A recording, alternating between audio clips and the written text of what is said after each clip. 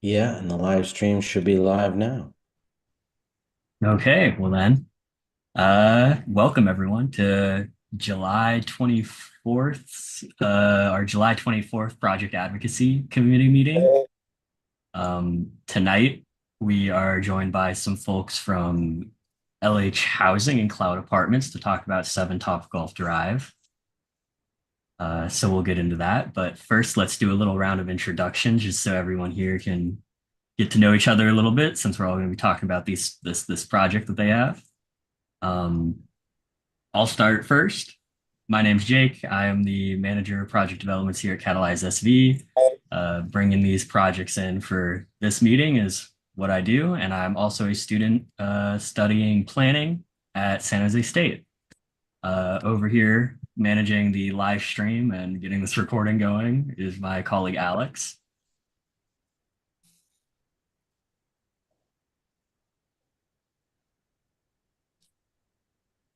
Hi, Alex. Do you want to give a little introduction? If not, we can just continue on. Sure. Hi. Hey, everyone.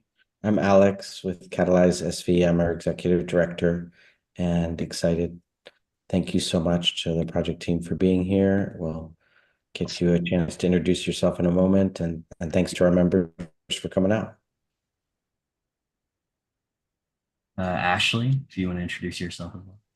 Yeah, of course. Hi, everyone. My name is Ashley Guerrero, and I am the new fundraising events and policy associate with Catalyze SV. And I'm 2 months in now, but I'm excited to participate in today's meeting and to see how the scoring process looks.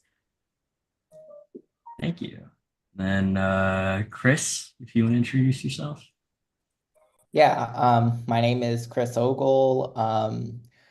I'm looking to, I've just completed, I'm still figuring out how I'm going to continue my studies, but I am looking to bridge both urban planning and real estate. So Catalyze SB has been of particular interest due to that. And as of the last few weeks, I've been watching a lot of the pre-recorded Facebook of these webinars. So hopefully I have some idea how this goes. So yeah, Glad to hear it. Good to have you here. thanks. And Harlan,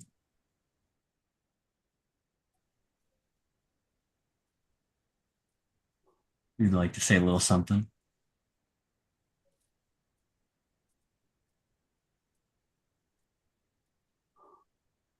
Who's this? This is Jake. If you just want to say a little introduction for yourself. Okay.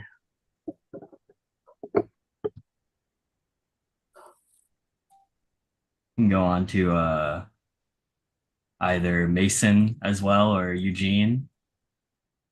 Yeah, hi everyone. Good evening. I'm Mason Fong. I'm a government affairs and land use consultant, but longtime mentee of Alex. Really appreciate him mentoring me throughout my career. But I used to work for now Mayor Mahan, as well as former Vice Mayor Chappie Jones and a few other places. So really looking forward to seeing this project and joining this committee. Thank you. Yeah, thanks. Everybody, when my studio is properly working, I'm Eugene Bradley, founder of the Silicon Valley Transit Users, the public transit advocacy and watchdog group. I want to help score this project from a public transit perspective by looking at where the project is in relation to any new existing or proposed new VTA bus or light rail line. So, in addition to the information provided here, of course. So, thank you. I'll be back in a few minutes while I get my lighting together. Yeah, it's great to have you here, Eugene. Not always up to date on all things transit, so it'll be good to have the information you can bring in questions. So I think that was everyone. All the attendees and all our Catalyze SV staff have introduced themselves. Casey, did we want to introduce Casey? Casey said she doesn't have her microphone and may not be able to introduce herself. Okay, So sorry. I thought I did skip over her, but that is why. Um, if you want to type it out in chat, you can feel free to go ahead and do Casey. Um, but I guess to not delay anything, we are joined by a couple of folks from the team working on this proposal for 7 Topgolf Drive. And they're here tonight to give us a little presentation and tell us about the project. So if you three want to introduce yourselves and start talking about the project, you can launch into your presentation after you've introduced yourselves. Okay, thanks, Jake. I mean, David, if you two want to go first, because I'll be doing most of the presentation, I can introduce myself and jump in. Oh, great. Hi, everyone. This is David Kim from LH Housing. I'm a developer. We develop affordable and workforce housing in few communities. San Jose is one of them. Happy to share our project and get your comments and thoughts so that we can move forward with a program that makes our community happy. Thank you. Hi, everyone. My name is Kina Kim. I'm a development partner with LH Housing. Thank you so much for giving us this opportunity to be here tonight. And I'm a big fan of Catalyze SV. Thank you. Good to hear. Yeah, hi. Okay, I'll introduce myself and jump into it. So hi, everyone. I'm Curtis Wong, founder, CEO of Cloud Apartments. So working with LH Housing to do this, and as far as my own experience, this project's somewhat of a culmination of a lot of my own background. So, just worked as a structural engineer in the Bay Area for some time, have done some development as well. But really, my whole career is all about trying to drive down the cost of housing and make housing more affordable, like fundamentally, through innovation. And I'll show the group here a little bit. We can go as deep as you want on some of the innovation. But yeah, this Topgolf project is something that's really exciting to present to the group. And I believe I can share. Yes, you should I'll have let permission to do so. Okay. There we go. And so my understanding is 15-ish minutes typical, and it sounds like it's a little flexible. I can go through it, and there's Q&A after. That's correct? Yeah. Okay. So I'll just jump into it. I mean, here's the site. So the site here, North San Jose, right across 237. If the group knows Topgolf, and it's right across from Topgolf. There's a park, Alviso Park, right north of the site. And here are some of the surrounding areas. So Great America, Levi Stadium are probably the big landmarks nearby. And I have marked some of the local VTA stations. Before I get into it as well, one quick thing on my background to round out San Jose. I'm actually living in San Jose as well, so really happy to be bringing housing in San Jose. I also worked for Mayor Sam Liccardo previously in the Mayor's Office of Tech and Innovation. So super cool to bring innovation from the other side. As far as very local to the site, you can see some of the photos. So if you've been out here, here is the site. It's vacant at the moment. And you can see a little bit more detail. The park across the street, San Jose Fire Department, public library, elementary school right across. Project summary, some high level things, and I can come back to this. So nobody has to remember necessarily, but 780 units of affordable housing. You can call it workforce. So it's at the 80% AMI level. Primarily a mix of studios and 1-bedroom apartments, fully furnished units. I'll get into that, but in-unit washer, dryer, appliances, some nice amenities in those units. A big thing here is it's 100% private capital. So no public funding, no subsidies. A lot of the things we're doing is, again, bring innovation, naturally occurring affordable housing, finding ways to make this work and really hit the housing targets that the city needs that subsidy alone can't do. So at the end of this presentation, I'll show a little bit some of the innovation to get there. There's commercial space, 16,200 square feet of commercial space. The idea is to extend from the entertainment center that is the existing Topgolf. 290 parking spaces, an automated parking system to do that in the limited footprint. Roughly 650 bicycle parking spaces. A lot of bike parking. There's a lot of bike paths from this area, and that's something we can talk about in this conversation. But a lot of bikes parking. Transportation perks is something we're exploring, and we're exploring things like VTA transit passes, on-premise shared cars, resident-only electric scooters and bicycles, and things like that. So some of these are coming together. You know, it's early in the project, but those are things we're exploring. As far as the group here, we did our introductions. You know, David Kina, feel free to add on, but you know, there were some introductions with LH Housing, developed by LH Housing, a partnership with Decro Corporation. So LH Housing focusing on, you know, beautiful modular workforce housing. Decro is a 34-year plus nonprofit affordable housing developer that has been working with LH Housing. As far as my own company, Cloud Apartments, you know, we really want to design, bring innovation, bring affordable, sustainable modular apartments, and supported by AIMS K through 12. A lot of support from educators, students, diverse learners, that kind of thing, and you know, Keen or David can feel free to add on. We can do that at the end as well for questions. Now, getting into the project itself, so there's a little bit of history here I can get into. But in 2016, what you're seeing in this picture is the originally approved site. Like I mentioned, Topgolf in purple here is the only one that actually got built. And a lot of things actually did not get built.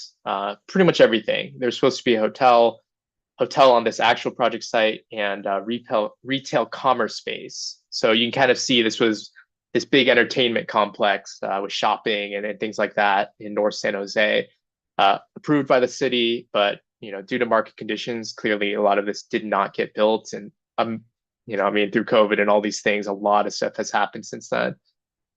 What is being pushed forward now is this project. So 780 units of workforce housing. And again, for some context from the city's point of view, I mean, a lot of the group might know, but San Jose has a tall order to build 62,000 units of housing by 2031. And, you know, we'll see how they do it, but it's a state mandated goal. And there's a lot of drama if you follow that they're not meeting it before. There's all these other, you know, builder's remedy and these types of things coming forward because the city just needs to meet these targets. You know, this project alone represents about 10% of their annual housing need if you just divide that out per year of what they need to build. And this comes from the city itself, just having conversations with them. Like, yes, they understand this is one way naturally occurring affordable housing through innovation to do that. So really proud to be part of this conversation and the larger picture with the state.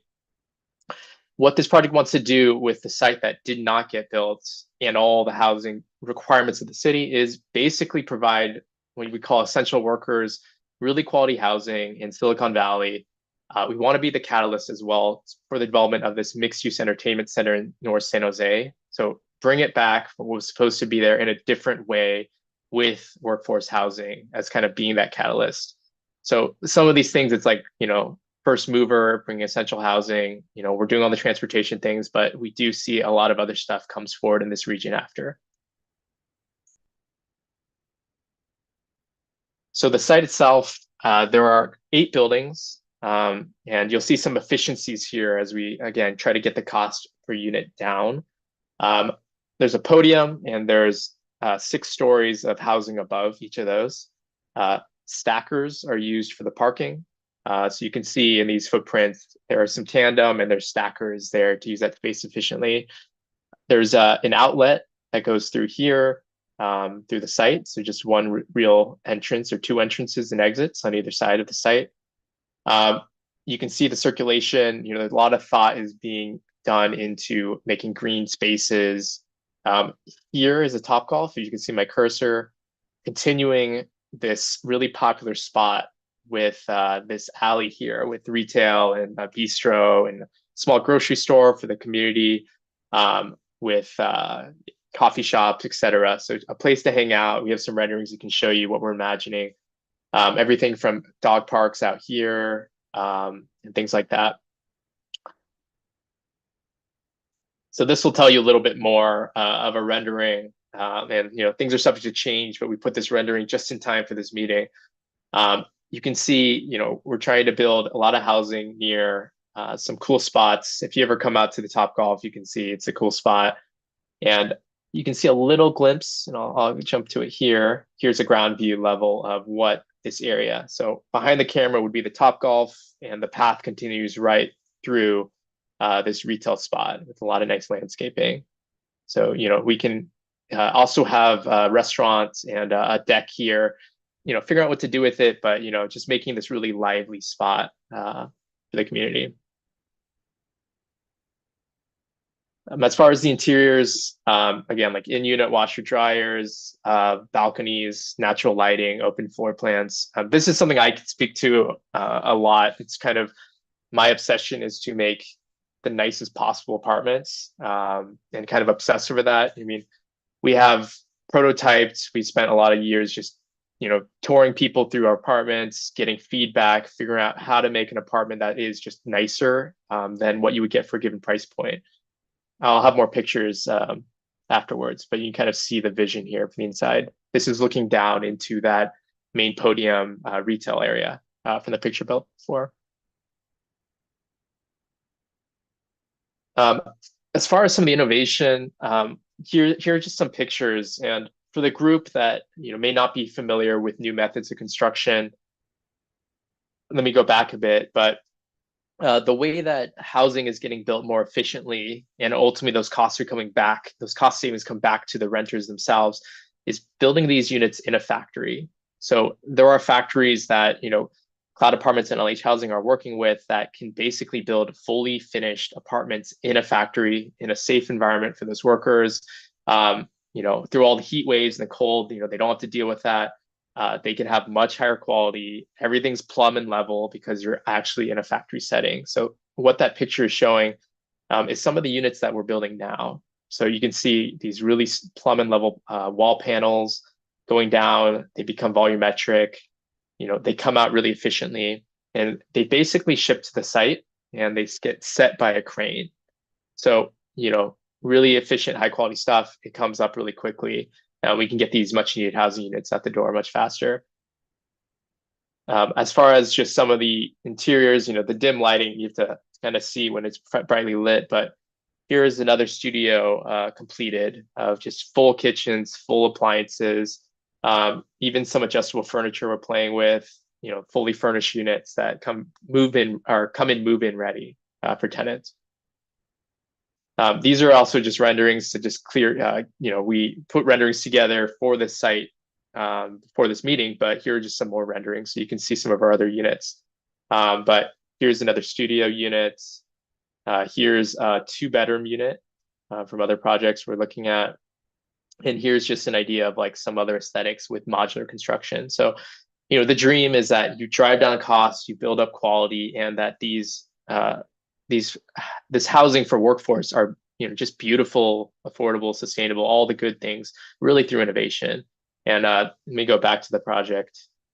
That's really what we're going for with this. That's really all I have. I mean, I think we can put more into Q&A. I went through that a little bit faster than I thought I would. But yeah, David Keena, if you want to add anything before we move on. You maybe want to talk about if you have any other housing projects. LH Housing has any other projects in the Bay Area or in California or? I could start at least on the Cloud Apartment side. We're merging together, but for Cloud Apartments, we do have one on West San Jose, 174 units, workforce housing as well. So yeah, I mean, Jake, we talked about that a little bit. Proposed project, yeah. Yeah, going through entitlement.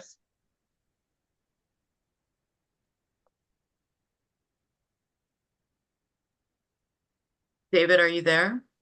Yes, I'm here. Yeah, so the question was about your other projects. Any other like in LA or just past experiences? We have. So we're currently working on one project in southern part of the San Francisco. We're looking to build. It's in the permitting process for a little over 300 units, 8-story build. And we're also working. We have 800 units in the Coachella Valley area. A little bit larger than San Jose site. We have about think about 8 to 9 sites, smaller sites in the city of Los Angeles, building anywhere between like 60 to 100 units per site. Various stages of construction today, and it's all 100% affordable, 80% AMI or below, or targeting 60% AMI in certain cases. And we're working also with Cloud Apartments and Decro Corporation as a nonprofit partners as well. Thank you. And do you have any completed like projects around California that you could point to or anything? So we're completing the first round of affordable housing in next I think a 3 to 6 month. We're completing 2 projects as we speak in Los Angeles. They'll be the first ones we'll complete this year, and then the second round will be close to next year. I think of mid to third quarter next year will be the ones that complete next. All right, thank you. And just to there's some thoughts as we're going, just as I should have covered.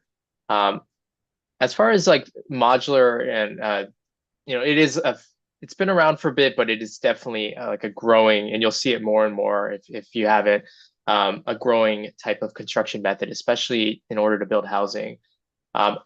Without my own team, we have from different roles, and this is the industry, like everyone comes together. I've hired a bunch of them that have experience. The 5110 in Oakland is a modular project from members of my team. Trying to bring up a quick picture on Google if I'm sharing my screen, but if you've driven by this in Oakland, this is modular. This one happens to have a massive roof garden. There's a Whole Foods right down there. So that's just one example, and there's hotels as well that are being done throughout LA, and one just opened off of Facebook's campus. So just some examples from past modular projects. I did want to get to a little bit about, I know there's going to be a scorecard, and I know that I haven't mentioned some things, and take it or leave what I'm saying. I should talk through sustainability and transportation, right? Those are things I didn't cover. Going towards maybe sustainability first, modular is inherently just much less wasteful. So something we do like to do is just, I'm putting together the data right now, but just the amount of scrap that is saved through modular, because these things are all, every stud, for example, is cut to the exact dimension. There is no scrap. Everything has a full bill of materials. So that is something that we're really proud of when we do modular. There are some materials that we're using as well in the units as far as being recyclable. So all the wood in these factories, at least in this one, are recycled wood that are actually put together and has a structural certification on it. So we definitely try to do that. Building an envelope is something we take into account when we do these designs. Very leak-proof designs, so you're really efficient with your envelope. Heating and cooling systems as well. Everything's Energy Star. When it comes to water fixtures, everything's Plumbing Sense. So we really try to make sure that those things are met. As far as transportation, this is something that, again, it's a conversation, and this half the reason I think we do these is to get feedback and kind of understand from the community. This is coming in first. We're trying to be a catalyst for a lot of things here, but we are very bike friendly. The Guadalupe River Trail is right here, if you can see my cursor behind, right off the site, which is a nice path to some of the broader amenities in the region. We are providing grocery on site as well. So something that we want to make sure that we have. And there are local restaurants and grocery stores that are there. So we bring it first, catalyze a lot of things, and a very bright bike-friendly community. As far as some of these things, it'd be fun to talk through, but VTA transit passes, on-premise shared cars, electric scooters and bikes, all things we're exploring. And so you're considering VTA transit passes. You haven't yet locked that down, or? Yeah, I mean it's early, so yeah, Yeah. we're considering a lot of things. Okay. And then 650 bicycle parking spaces. That's a lot of bike parking. And I know in one of your plan sets, you kind of have a map that shows like each where all the bike parking is sort of located. Are those positions still sort of set? Yeah, I don't know if this might be from the entitlement set, so there's some recent versions, but they're stacked in the podium. So just a really efficient parking, really efficient bike stackings for long-term storage.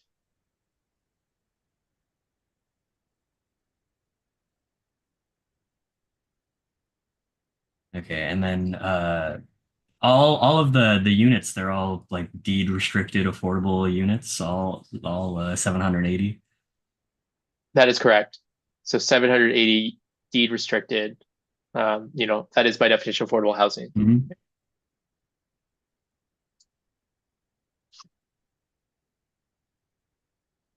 Yeah, I mean, happy to open up the Q&A. I mean, make this kind of more of a conversation, however you guys want to do it.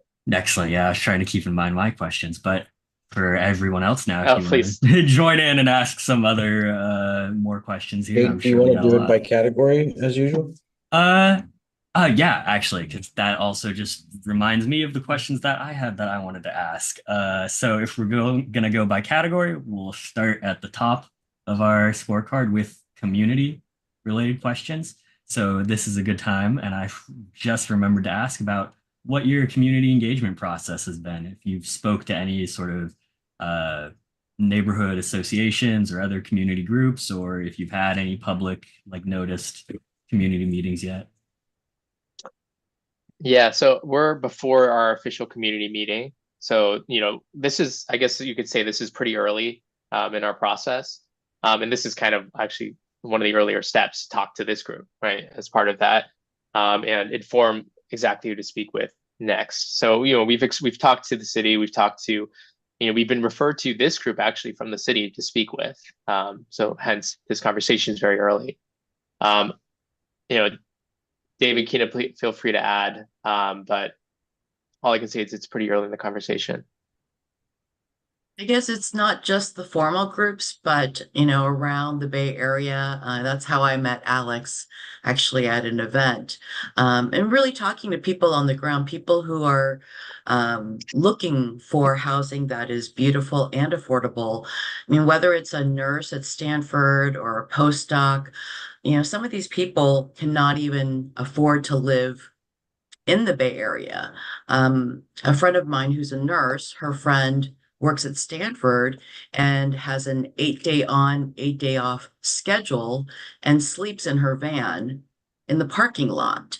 So we definitely need more housing that is affordable, at this workforce level. I mean, some people are falling into homelessness simply because they can't afford these rents that are taking, anywhere from 50 to 90% of their income.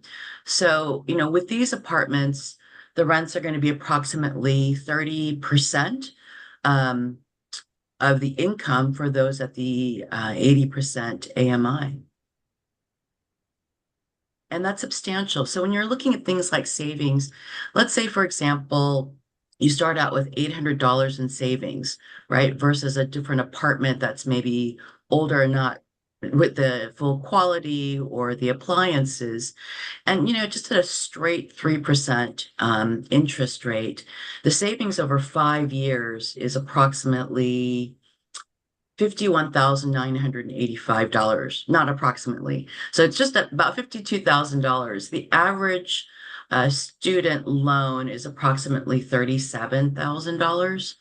So that's substantial for people who are in the workforce to be able to pay off their loans, to be able to save up money for an emergency, to save up for their, retirement and healthcare. These are all really, really critical needs. And so this is, one of the things that we're excited about being able to offer the community.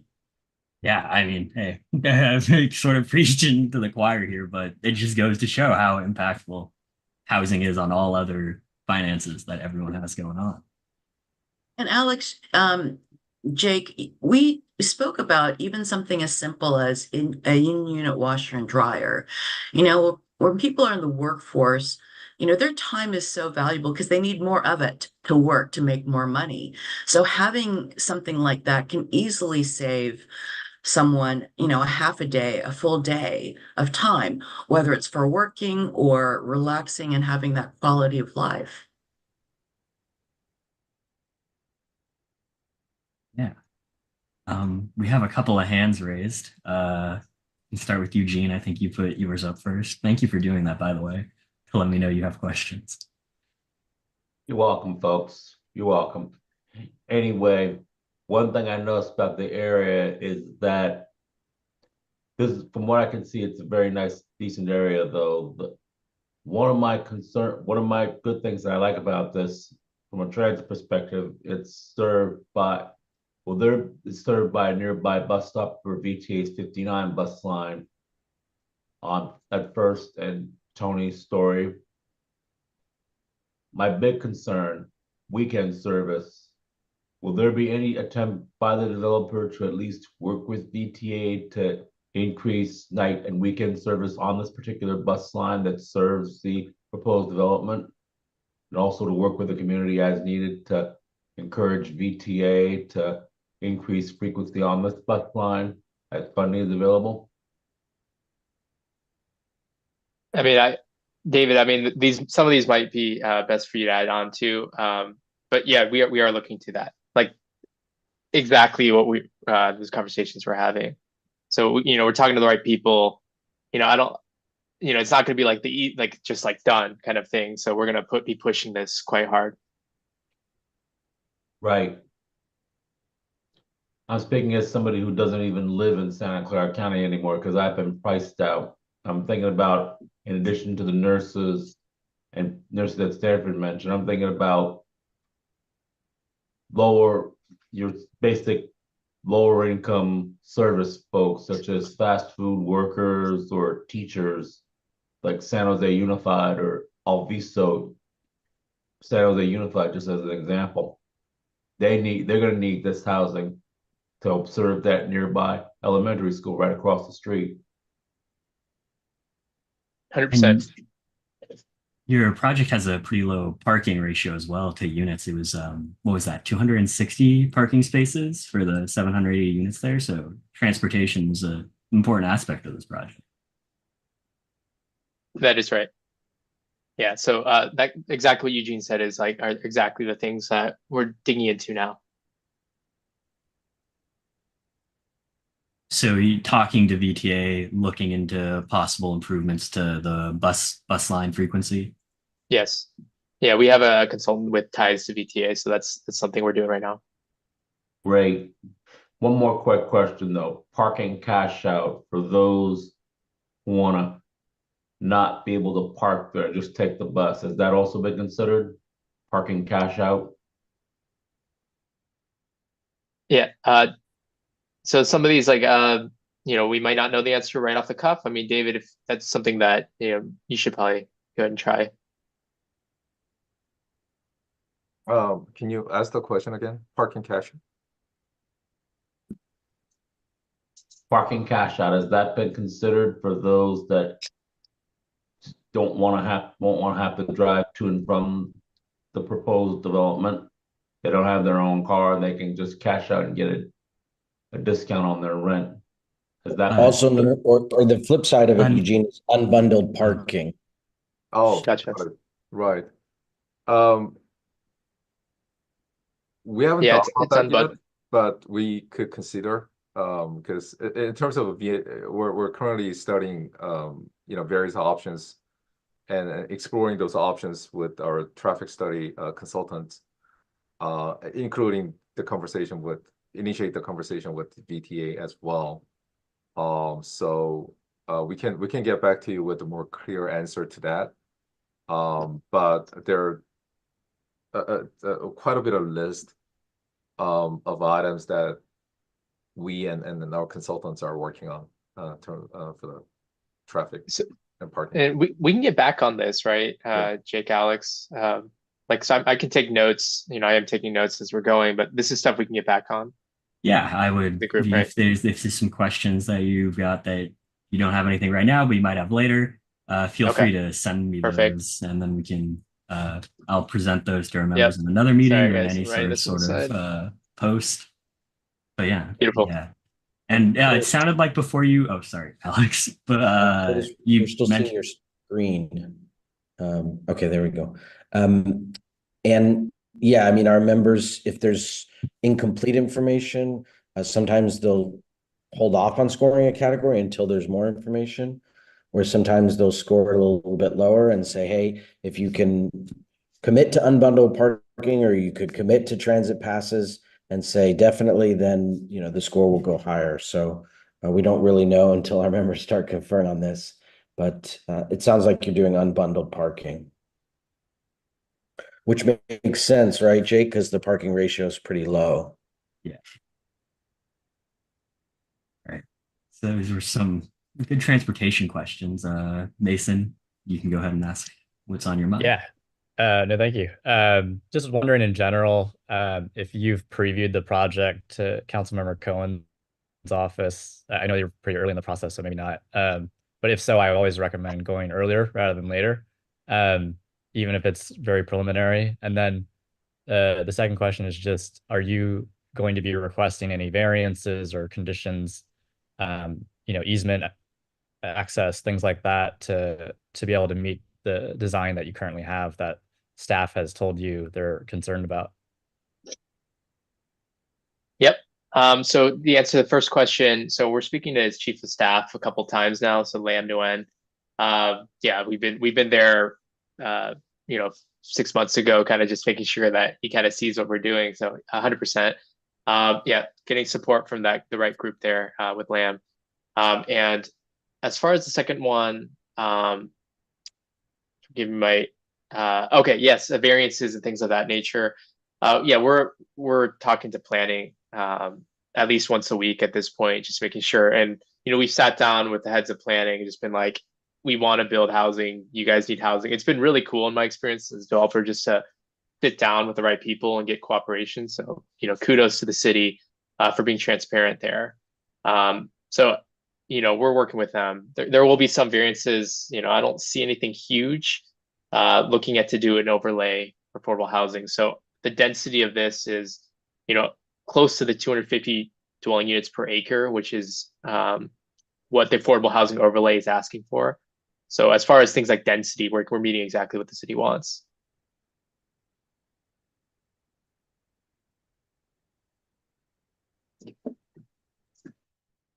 Good to hear that you're working with the council member and some other groups there.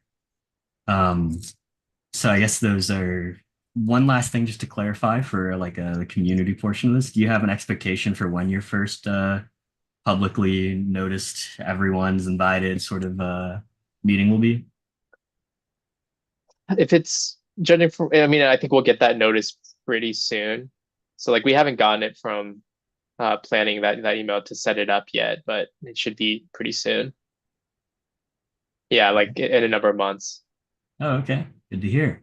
And yeah, then, so like I'd want to make sure we, answer all these questions before all that happens. Yeah. And then moving on to our next category, I guess, since we hit some transportation, hit some community, talking about the vibrancy of the project. You sort of talked about where you have your retail and the green space you're creating and how people are supposed to kind of flow around the site. Casey asks a kind of vibrancy question here, which is what amenities are you planning for on site, such as a club room, gym, or child play area, any sort of thing like that? Yeah. And so, I mean, right now the amenities, and we can talk about it internally, but amenities are really focusing on the entertainment center. There are spaces in the podiums that we haven't planned yet, so like I'm taking notes for things like that. We're trying to hit our parking counts and get the entertainment center here, so that is something we'd want to explore further.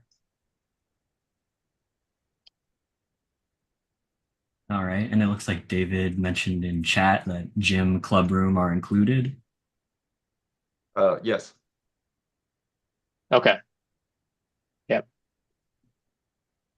So that's an oversight on my part. So yes. All Well, it's good that both of you are here. Definitely. Carlin, you have a question? You're muted, Carlin. Doug. The this is one of the first affordable projects that I can really comment on, and the amenities and things that they're providing for the residents and people of the community. This is just great. Yeah, it's wonderful to see that included in an affordable unit here. So I just can't really, without knowing all of the details, but it looks like it's going to be a very vibrant community on the ground floor in this place. I appreciate that a lot. Thank you so much. Yeah, we're working hard on this stuff, so that's appreciated.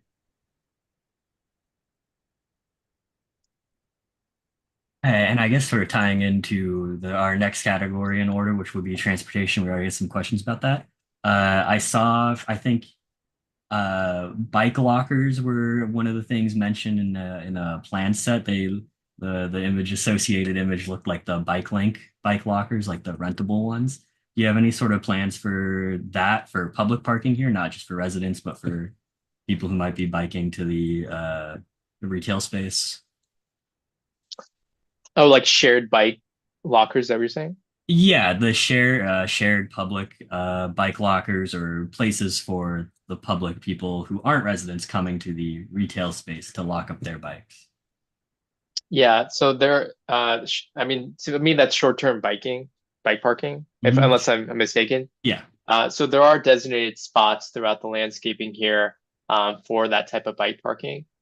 We are talking about having zones exclusively for things like that, like the electric scooters and bikes, and trying to figure out how much of that is like designated just for the residents of this, or if we want to, like you said, encourage folks from the surrounding area to ride in. And, if this is as thriving as we expect it to be, that's going to happen quite a bit. And one thing to note too is there is a big parking lot here for Topgolf.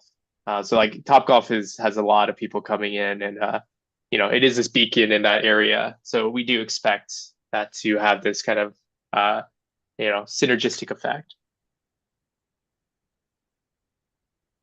Curtis, that throws a question out into my mind.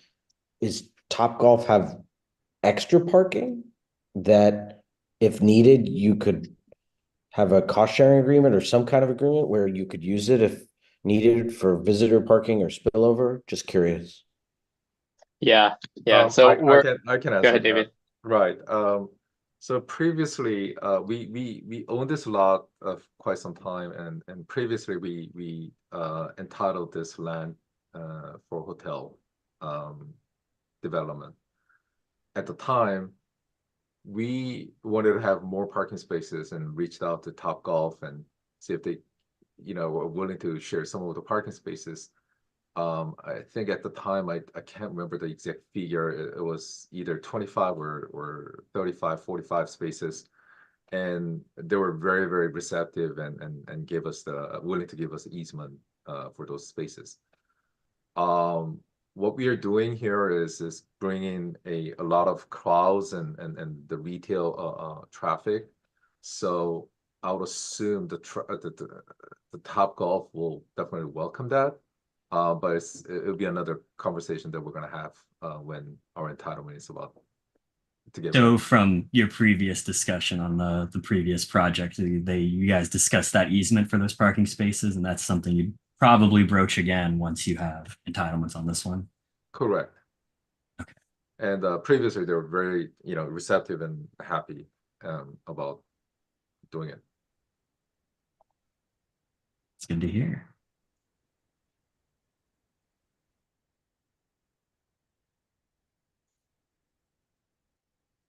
Does anyone else have any vibrancy or transportation related questions before we get on to questions of sustainability, or any final thoughts from the team on transportation or vibrancy? I think you'll see it Curtis in our scorecard, but our members generally like transit passes and think that's a great way to justify the lower parking ratios. So I'm glad Noted. you Remind that. thank you. And you know, if you have any questions about that, about how it works or anything like that, Jake and I have some knowledge, and we're happy to pass it along as well. But I'm guessing you and Keena are already all over that. So It's appreciated, Alex. All right, then I think we can move on to sustainability then, our sustainability category. I know that Casey had a good question that may have been answered earlier, but I'll ask again just so everyone can hear. Can you add solar to reduce the energy use of shared spaces or even subsidize utilities for the units? And I guess even from there, does the project have solar? Have you explored solar? Yes, so this is David. Yes, we're gonna have a solar panels on the rooftop deck of all 8 buildings. Of all 8 buildings. Yep. And then Casey also just asked a sort of follow-up regarding energy use. What are you planning to do for the HVAC systems? Curtis, can you give an answer to this one? Yeah, I mean, so we have a heat pump system. It's like it sits on the window of every modular apartment. So it's a heat pump, and it actually has what is it called? Where it conditions air coming in and out and filters it.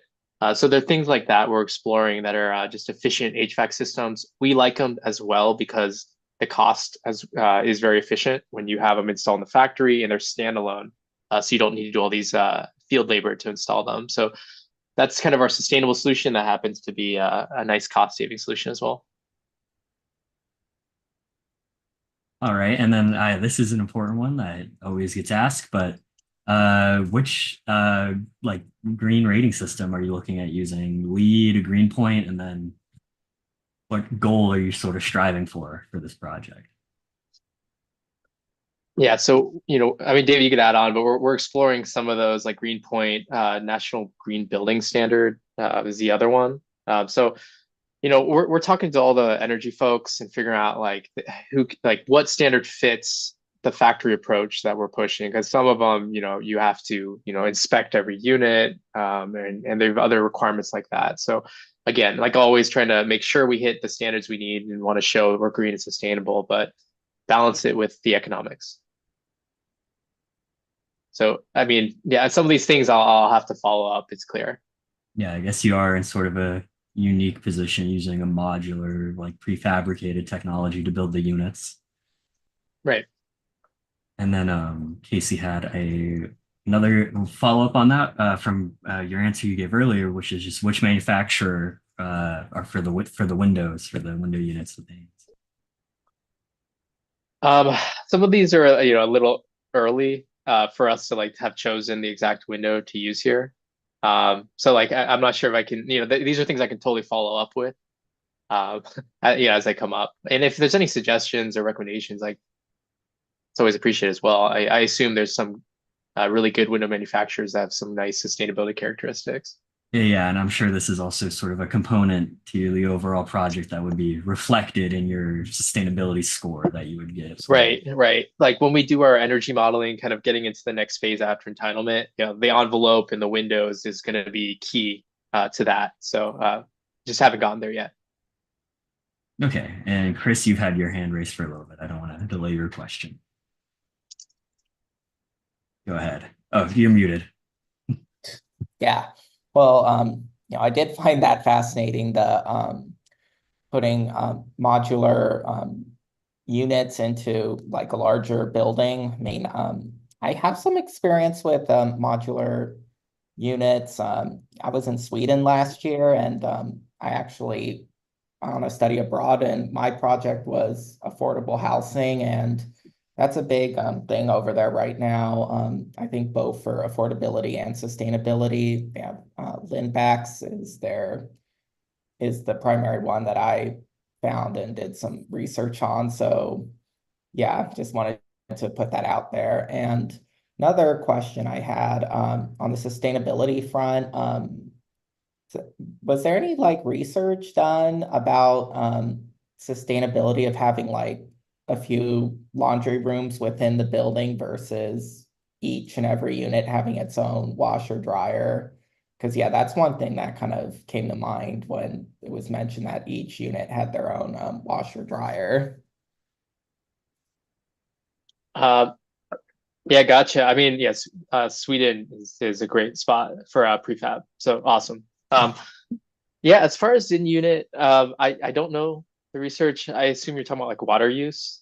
Yeah, Is that what the general research would? electricity. Yeah. Okay, okay. Yeah, so again, but like just balancing, what a tenant would want, and as far as having an in-unit washer dryer and some of the energy things, like I just haven't seen that research. If you find anything, please, I mean, I send it over. All right. Well, thank you. Yeah. So any other sustainability questions from any of the crowd? I just want to ask about like maybe if you have done any planning for the plants, the types of trees, or the city usually helps with that. So Yeah, yeah. So I mean, some of these are kind of, not finalized, but you get the aesthetic that we're going for. And the city, it does have all their requirements, and you have to balance it with like distances of the routes from the building, and there's all these requirements we're meeting right now. But this is the aesthetic we're going for. And the city always wants like native plants and drought resistant, all that kind of landscaping and things we're keen on. yeah. Okay. And then I guess we can lead into some discussion of uh, the intensity, the density of this project. You said you're sort of maxing everything out, or do you need any sort of like variances to go higher, or is this project, yeah, where is it at with that? Yeah, so we're actually working with the city, and there's a affordable housing overlay that the city is basically initiating for us to get this done. 250 dwelling units per acre. So it's dense, and the city wants density. And we are meeting pretty much that number for this project. I will say, just context-wise, we're one of the only projects from what I've seen in San Jose that is actually hitting the density the city wants versus doing townhomes, right? Lower density kind of market rate stuff. So uh, there might be one or two. Like I don't know if there's another one besides us pushing density this way. But so yeah, the context. But yeah, we are maxing out density. I mean, that's good to hear. We've had our issues with some projects using townhomes in the past, so it's I good mean, to I'm see sure. this project with this very high density. Uh, any other questions from the crowd regarding the density of the project or its height or anything like that? It's I think a pretty, or Mason. Yeah, I just had a question on financing because as you know, it's a pretty tough environment right now. And so just what entitlement period are you looking for from the city? And then how long do you think with this current market it would take to secure that financing to build this type of project? Because usually these kind of projects subsidize I know modular lowers the price, which is great, and I'm a big fan, but I'm just wondering kind of how that financing works, if you could educate me.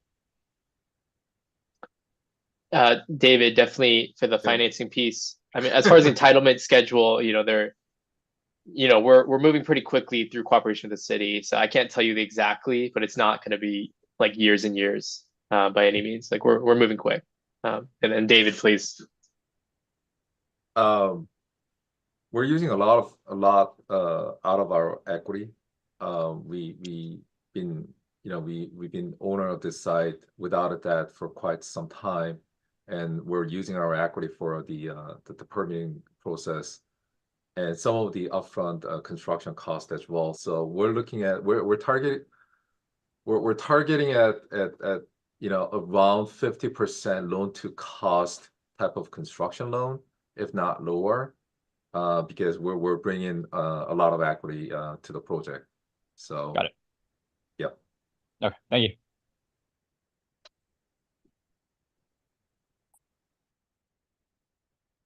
Yeah, I mean, you good question with that, just because, you are also, it's private, mostly funding, as you said earlier, for the affordability. They're affordable, but that's all coming from you. Then, have just so again, we can have it on the recording and on the stream. Alex asked, do you know if the modular units will be built by union workers? Yeah. It's probably unlikely. I mean, frankly, just to make some of this work, but not many factories are union. There's one in particular, but really not many. So like if we want to choose factories that are best for the economics and are close by, the highest quality, like you don't have the pick of the litter. Okay, Alex, do you have a follow-up for your question? No follow-up, just a No different question. follow-up. Oh, okay, just a different question. Well, thank you for being honest with us about the scopes for that, Curtis. And then Alex, if you want to go ahead and ask. Sorry, Jake, can I just jump in for a minute? Oh, David did yeah. respond to Alex's question about the modular units do not involve union workers. However, we were told the rate pay is quite high for the factory workers, and we did find that with some of the manufacturers. Do you have maybe sort of a range of the figure there? I think it depends on the city, and we haven't done that study. However, it does take a little bit more skill than certain other types of jobs. And it is, people who have, trades experience. So, and typically they are paid much higher than other types of jobs. Okay. Yeah, I mean, like these factories. Yeah, I don't know the number either, but these factories are very nice, clean environments. Like, I don't know if it's possible to tour them with the group, but like, if we can, you can see like super cool factories. People are really happy to work there.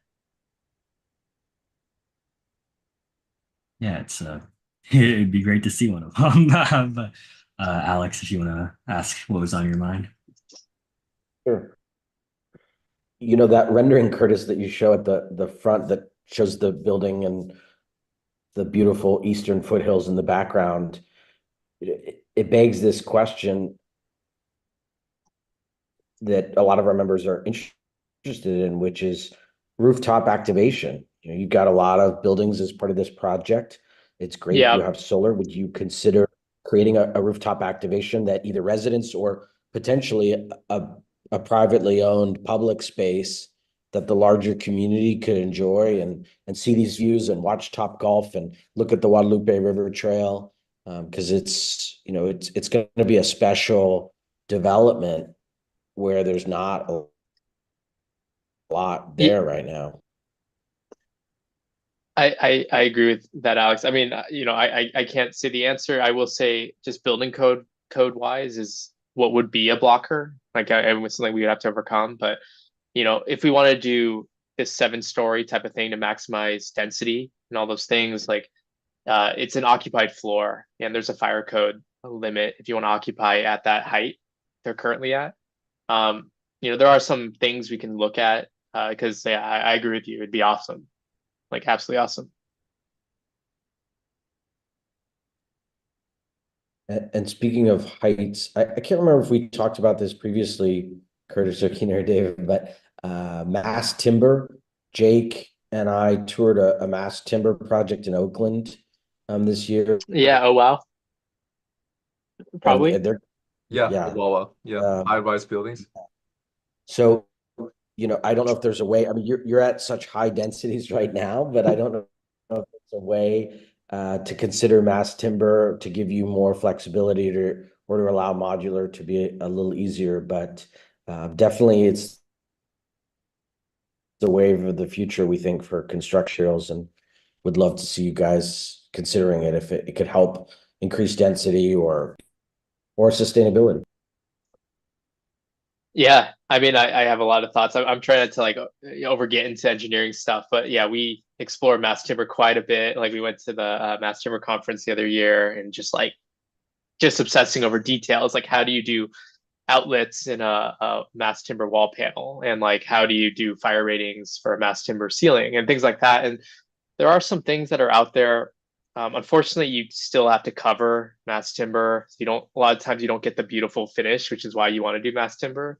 As far as going tall, awesome, the costs are just hard. Mass timber is very expensive. There's a lot of field labor still, expensive field labor and specialists that need to do the installation. So like I'm all for it. Again, if we want to do naturally occurring affordable housing, you just got to be really smart on like all the, I mean, not smart, it's not the wrong word, but just very careful. But like when it gets there, believe me, we'll be looking at it.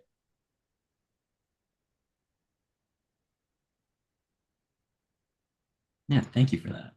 And then just to touch on some stuff that was in chat, Ashley asked when the next steps related to community engagement will be coming up. We plan on gathering community feedback for the project, and we talked a little bit about it earlier, but David also mentioned that that should be sometime in Q3 or Q4, and you'll know in maybe the next 45 days. Let's see. And then I guess some of our last two categories here are affordability and legacy. So if you want to just briefly touch back on the affordability of the project for everybody. Yeah. So yes, The so yeah, AMI 700, ranges maybe mentioned. 700. Yeah, so 780 units, 100% affordable. Speaking of the city, there's always the balance, right, of making a naturally occurring affordable housing work. So there are the inclusionary housing obligations, the city that, we might have some 50%, 60% units. We're figuring that out as we speak. The city might also just say, hey, you're already doing 100% affordable, just, get an exception to that. So, 80%, 100%, 80% MI is basically one version of it, and there could be some 50, 60%. Okay, so you still are trying to pin down those numbers. You haven't. That's not something that. Yeah. settled Yeah. on. So Okay. we're talking with the housing department about this. Okay, and then Carlin, you have your hand raised. Go ahead and ask your question. Yeah. I just want to thank you folks for jamming hard on my hot button of 80% AMI for an affordable project. I think this is one of the most important things that we can do. And to be able to add the amenities and do the other nice things of a little higher rents makes a big deal for me. And I want to thank you for it. That's all I have on that one. Thank you. Thank you, Carlin. All right. With that, our last category is legacy. I don't particularly have any questions on the top of my mind that I feel like I'm forgetting to ask about this category. This category is about sort of what the project does to incorporate, protect, preserve anything that was previously on the site or around the site, maybe integrating some type of architecture, anything like that. But the site is previously empty, so there's nothing there to sort of incorporate into the project. But if anyone has any questions about that, feel free to ask.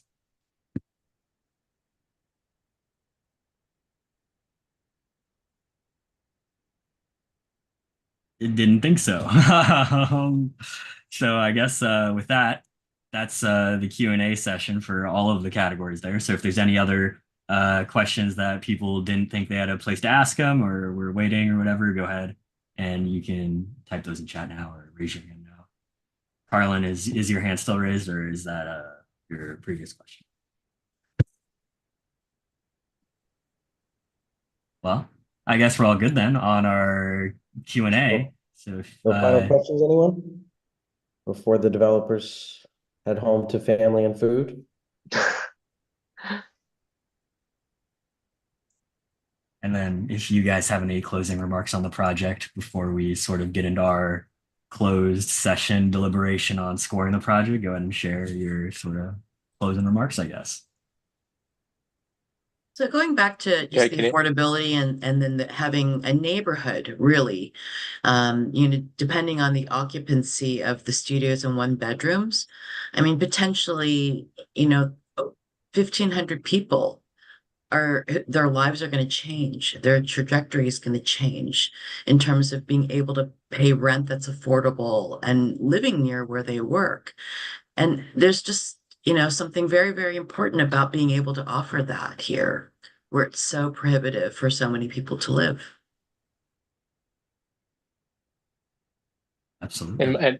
And my colleague's thoughts is just, thank you for the time, everyone. I mean, the comments, even just the questions, is just helping us pinpoint, what folks are looking at. So this is great. Like, it's already been great, and would love to come back. I wrote down all the comments.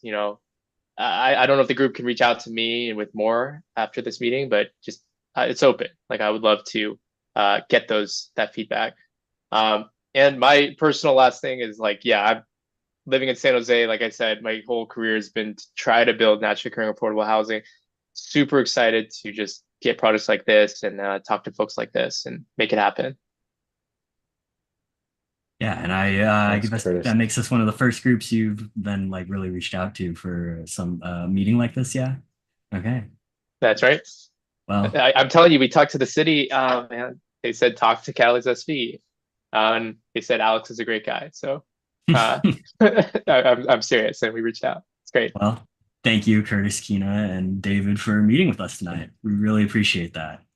Thank you so much. We know that you all have a lot of experience and see, a lot of different types of projects and meet with different developers. So your feedback is invaluable, and we appreciate your time.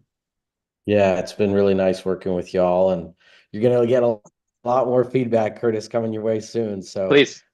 we'll share it in our letter. Jake and I will get to you that synthesizes our members' feedback within 30 days. And assuming there aren't more people scoring the project in the next day or two, we'll get you the overall project score. Jake will get that to you hopefully in the next 24 to 48 hours. Awesome. So appreciate Yeah, y'all being here. All right, guys. Have I'm a going to good grab night. some dinner. Good luck, guys. Take care, everyone. Bye. We're gonna go. And then Thank we'll you. go into our sort of closed deliberation on our end of scoring the project. And just to remind everyone, for the scoring process here coming up, for Catalyze SV members, you need to be a member for your score to be counted and incorporated in our sort of overall letter. If you're not a member, you can feel free.